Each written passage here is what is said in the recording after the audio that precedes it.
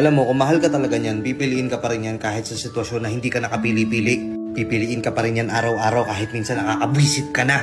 Pipiliin ka pa rin yan kahit marami na nagsasabi sa kanya na huwag ka nang piliin. Yun ang totoong pagmamahal. Hindi yung magkamali ka lang ng konti, ayaw na sa'yo. Nainis ka, nainis din siya. Ano yun? Hindi ka naman perpekto. Natural, may mga pagkakamali ka, may mga pangit na ugali ka. Yung tipong ginawa mo naman lahat sa kanya. Lahat ng kabutihan pinakita mo sa kanya.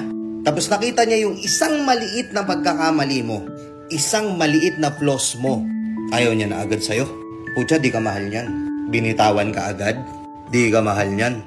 Kasi ang totoong pagmamahal, ang totoong nagmamahal, tatanggapin ka niyan kahit may flaws ka pa. Pipiliin ka pa rin yan araw-araw. Kahit nasa sitwasyon na kasuko-suko na, lalaban at lalaban pa rin yan para sa'yo.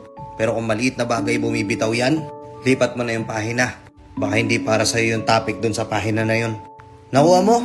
Ganun ang totoong nagmamahal. Peace out.